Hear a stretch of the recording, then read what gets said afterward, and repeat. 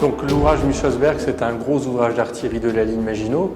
Il dispose d'une entrée mixte sur l'arrière et des galeries relient aux avants 5 blocs de combat dans lesquels se trouvent 3 blocs d'artillerie, chacun pourvu de canons et 2 blocs d'infanterie. Et le tout était occupé donc en 1940 par un équipage de 515 hommes.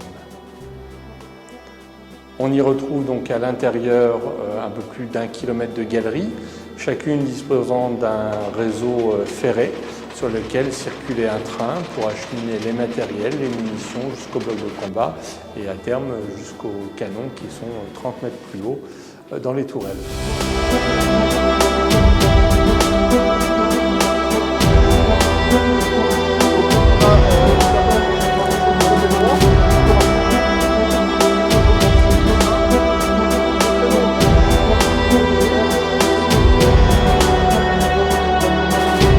Derrière, on a des réserves, on a 125 000 litres.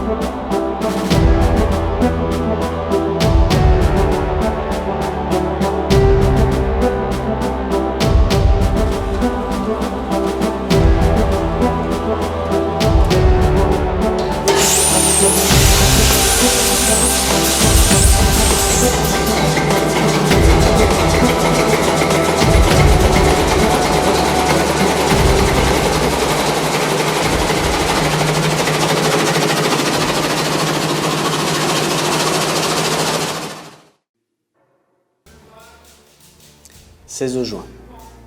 Un blessé à Aublin, un blessé grave à Hubernuche.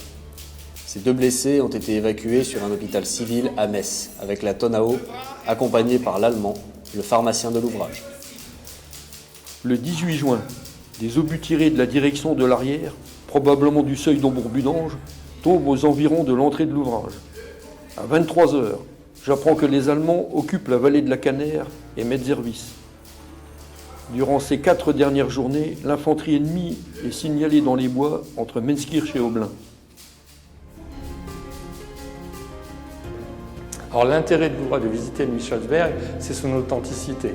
On a un ouvrage effectivement qui, de par sa taille, offre aux visiteurs une vision assez globale de ce qu'est un ouvrage à ligne Maginot. Et puis les combats qui ont eu lieu sont très importants et sont évoqués à travers des anecdotes aux visiteurs. Donc le visiteur se retrouve vraiment plus près finalement de l'histoire du fort et arrive avec lui à comprendre quel était le fonctionnement, la réalisation, la construction de la ligne Maginot.